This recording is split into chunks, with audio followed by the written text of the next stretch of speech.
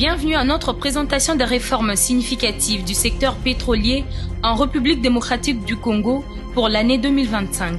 Ces changements ont une portée considérable, un impact profond sur l'économie nationale, en commençant par les nouvelles structures de prix. En juillet à Lubumbashi, les comités élargis des suivis des prix a validé des nouvelles structures pour les produits pétroliers, tant pour la consommation domestique que pour les entreprises minières.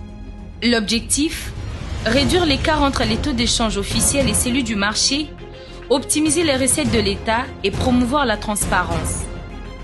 Et s'agissant des réformes fiscales dans les secteurs miniers, il convient de souligner que les sociétés minières ne bénéficieront plus des subventions sur les carburants. Elles devront désormais acheter sous douane et payer toutes les taxes. Ces mesures visent à renforcer la discipline fiscale et à lutter contre la fraude.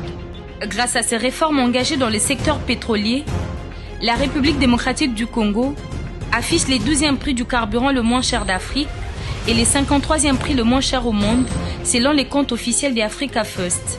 Africa First, une initiative qui cherche à promouvoir une vision positive de l'Afrique en mettant en avant sa richesse culturelle, historique et géographique. Les carburants, véritable colonne vertébrale de l'économie, rend ces avancées essentielles à la croissance économique. Abordons à présent la question des baisses de prix. Une première a été constatée le 28 juillet dans la zone sud-est de la RDC, consécutive à la mission du comité élargi de suivi des prix des produits pétroliers dans le Grand Katanga. Cette baisse est traduite comme suit. L'essence est passée de 3 856 à 3 731 francs congolais.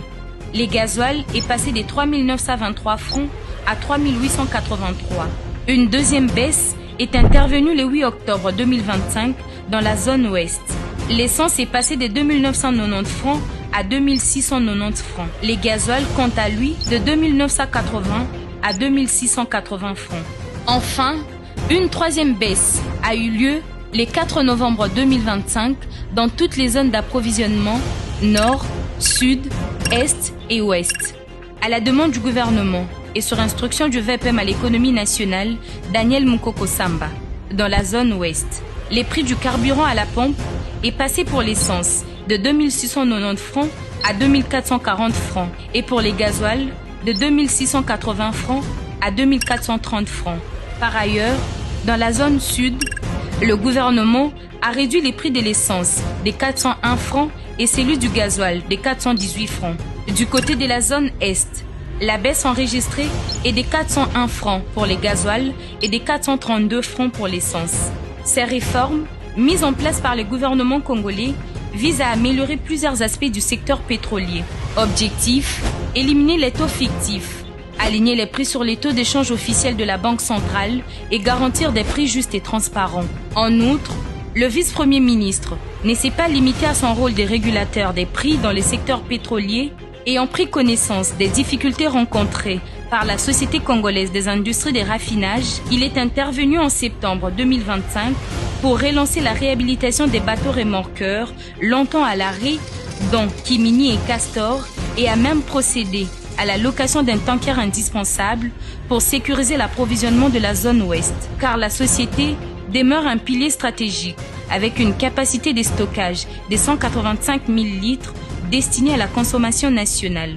En visite de travail le 17 septembre 2025 au Congo central, le vice-premier ministre a parcouru les installations de la société dont l'État congolais détient 50% du capital.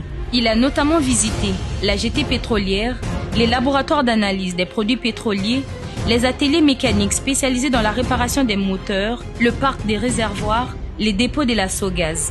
Le 8 septembre 2025, le VPM de l'économie a présenté les progrès de la feuille de route lors de la réunion technique avec les FMI.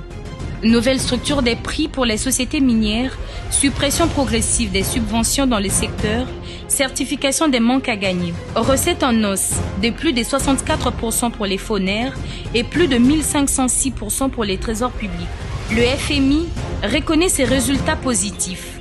Voici un aperçu des réformes pétrolières en République démocratique du Congo en 2025. Ces changements promettent d'améliorer la vie quotidienne des Congolais et renforcer l'économie nationale.